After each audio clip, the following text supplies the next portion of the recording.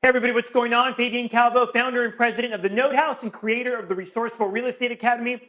Just wanted to shoot you a video to really break down a lot of the questions that you guys have had, you guys and girls have had about the program, and just some other things I want to talk about that I think will empower you, that will help the information in the Resourceful Real Estate Academy really drive home some points that I think will really serve you and really be of value. First, a little bit of house cleaning or housekeeping. The confidential disc that I sent out, this is not a DVD, so you can't play the videos on your DVD player, although some people have miraculously been lucky to play the DVDs or play them on their DVD player. It's meant to play on your computer. Now, if you want to download the videos and play them on your computer or download them to your mobile device and play them anywhere, watch them anywhere, that totally works like that as well.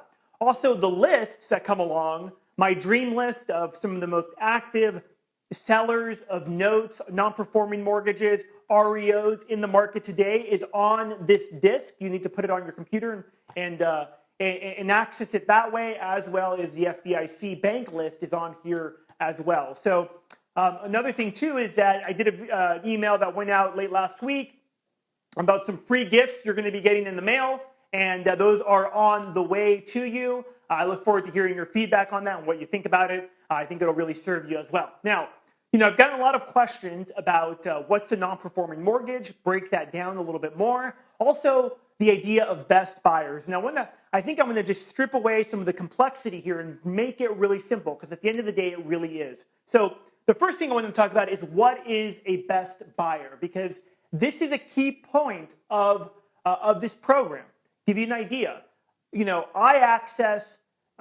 I work with banks, multi-billion-dollar financial institutions, regional banks, local banks. I work with hedge funds. I mean, you name it. All kinds of sellers that have all kinds of inventory.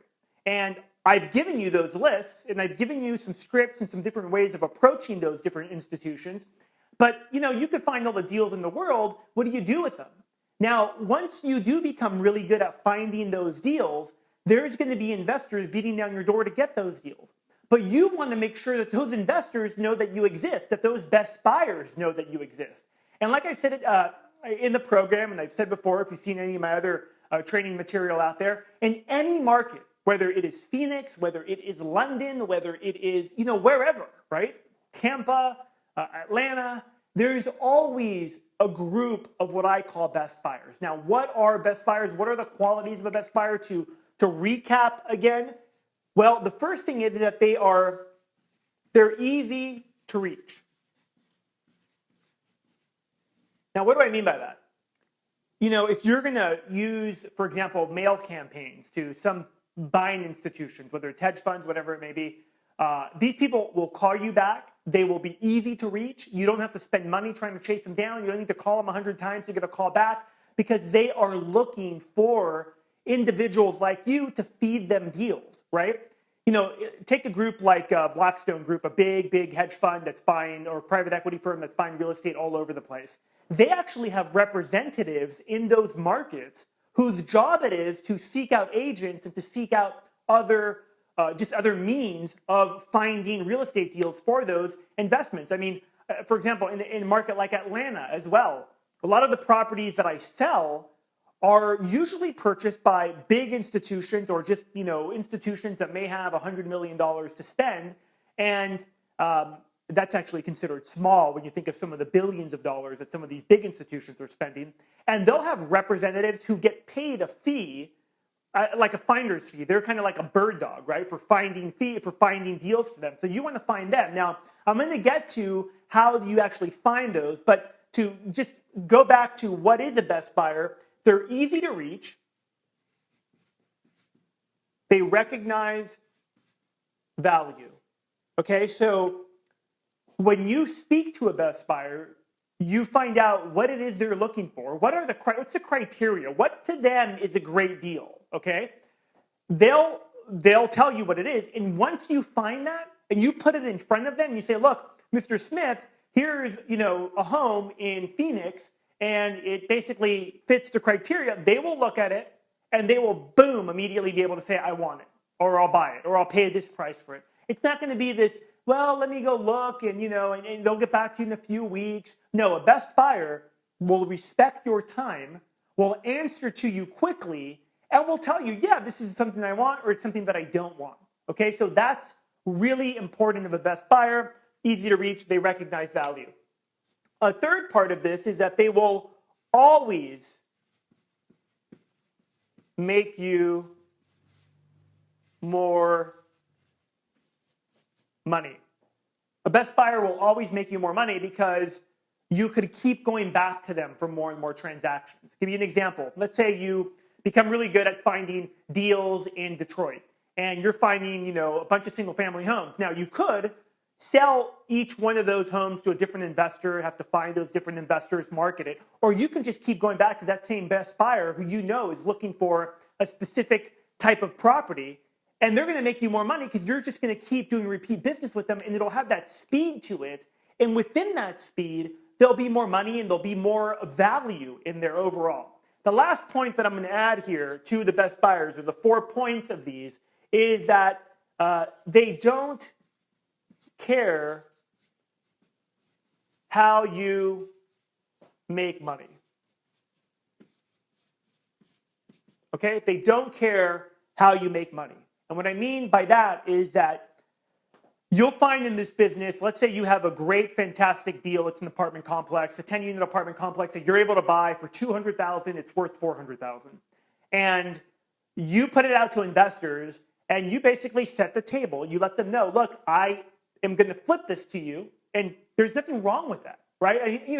Some of these courses or some of these other investment people, it's almost like they have to hide that they're making money on the deal. Like, that's bad. That's not bad. You're a person of value. You're finding great deals.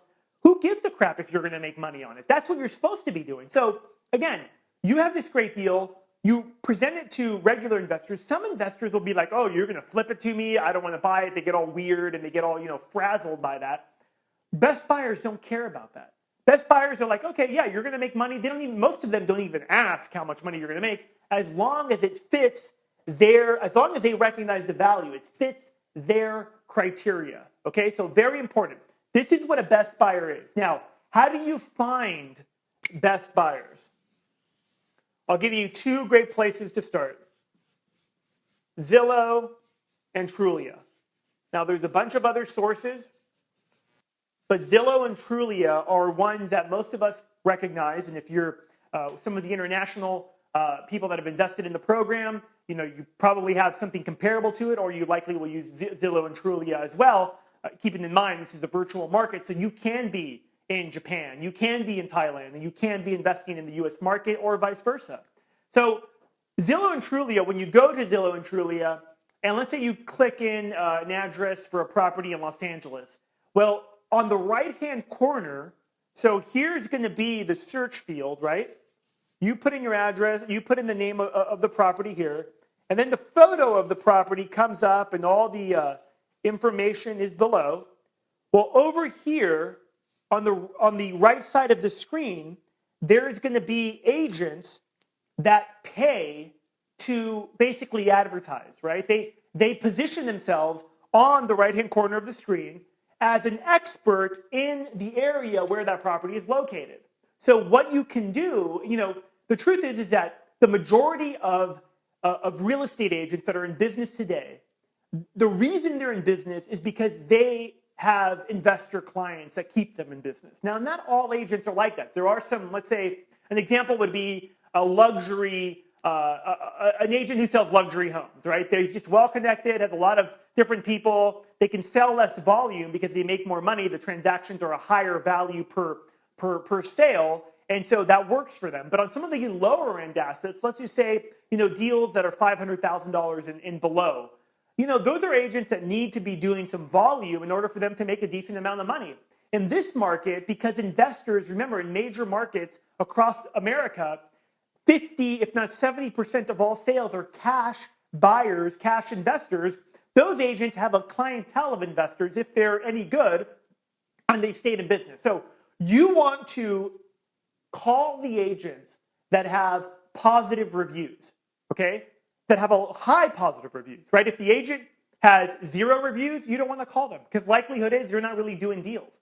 But if they have 15 or 20 reviews, you want to call them up and very simply, you want to say, hi, John Smith, or hi, Sally Smith. My name is Fabian Calvo, and I'm a local real estate investor, or I'm an investor that's looking to get into this market. I want to ask you a few questions about the market. What can you tell me? What are some good areas of town that are good for buying homes and renting them out? Where are you seeing the most type of investor activity? Oh, by the way, do you know any big buyers? Are there any investors or buyers that you know of that I could approach if I found a great real estate deal? Now, some agents will tell you, yes, this hedge fund is buying here, or this hedge fund is buying there.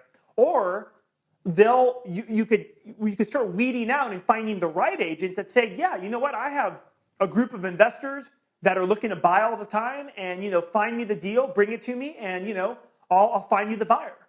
And that's totally fine. If you want to add an agent, I work with agents all the time because I know a lot of really good agents that have a long list of buyers. So I could kind of save my time in finding best buyers. The truth is some best buyers are really easy to find. Others, you can work with agents that already have those best buyers.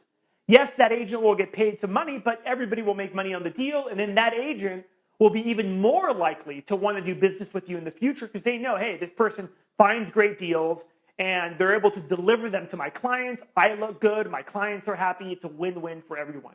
So this is a great place to start. Zillow and Trulia, finding top agents, contacting them, finding out what are the good agents, or finding out where are the investors most active in, who are some of the big investors. Another place to look for that we've talked about before, I'm just going to use this part up here, are hard money lenders. Now, hard money lenders that are local to the marketplace. I'm not talking about the, 1-800, hard money loan or, something like that. That it's a national company. I'm talking about local hard money lenders. I could think, for example, in the Florida area, in the Tampa Bay area, about 3 or 4 hard money lenders that I know of. Every single one of them is either an investor themselves or is tied into a group of investors that are buying properties pretty aggressively, right? In fact, many of them will, and they don't necessarily need to be hedge funds or private equity firms. They just might be that very wealthy individual that owns 100 homes in a particular area and is looking to buy more homes like that. So that's another easy way to find hard money, to find best buyers is with hard money lenders contacting them. And again, the script is basically, hi, Mr. Smith, I'm calling about, your company. I understand you make hard money loans. Can you tell me a little bit about your programs? Sure. They tell you about the program. Then you say, well, listen, I'm a real estate investor. I have a knack for finding really good real estate deals. I'm working with a lot of banks. I'm working with a lot of hedge funds and finding real estate deals. And I'd like to know, do you have investors that are looking for properties? And if so, what are they looking for? They will tell you. And then you could say, look, can I set up a meeting with them? Can we set up a conference call? Because I have a lot of these I'm finding a lot of these deals and I need more buyers, right? So you basically want to advertise yourself as somebody who has access to investments and that's looking for additional investors that are qualified, fit the criteria of what a best buyer is, so that you already know, okay, here's the deal. Here's what they're looking for. Because that's kind of the next step in this. When you find your best buyer, you want to know what is their criteria. What is their criteria? What are they looking for? Are they looking for duplexes and triplexes and fourplexes? Are they looking for apartment complexes? Are they looking for shopping centers? Are they looking for single-family homes in a particular zip code? Okay, all of these best buyers will have a different criteria. And the more best buyers you have, the better, right? Because when you start calling in banks, I can promise you on that FDIC list especially, there's going to be banks on that list that may have a shopping center here, they might have a golf course over here, they might have a couple of single-family homes over here. So you want to have a big variety of best buyers that have a different criteria because that gives you more options to find the deal and deliver it to the best buyer. So, in the action plan that I give you, the first week's about setting up your infrastructure, setting up your team. Remember, as you set up your team, which by the way, the action plans and the other thing is located on this disk. It's not a hard copy. It is on electronic file. It can be found on this disk, is your action plan. In the first week, I don't want you to get overwhelmed here. In the first week, I want you to set up your office, start building your team. And remember that when you're building your team, you don't necessarily, one of the things is you want to pick your market, right? And so you say Atlanta. Well, I'm building my team in Atlanta. There's some components of it, like a real estate attorney. Yeah, it's good to have a real estate attorney, call and then find it. But if you can't find one, like in the first week, don't get hung up. Just keep going, keep making the calls. You eventually will find people you like. But remember, as you're interviewing people for your team, ask them the same questions. Do you have any best buyers?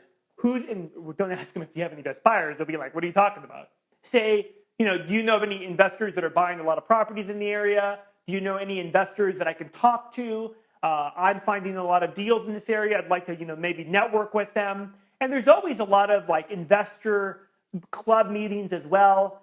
Best buyers, my experience is they don't tend to go to those meetings. It's usually more real estate investors that are flipping one home and a couple of homes here. But again, that's not a bad place to go to build your network, because potentially there might be some representatives there that represent the hedge funds, represent some of these larger companies that are looking for deals, right? So once you find your best buyer, you want to find the criteria of what it is they're looking for. Now, I'm going to divide this here because this is one side of things, is the best buyer.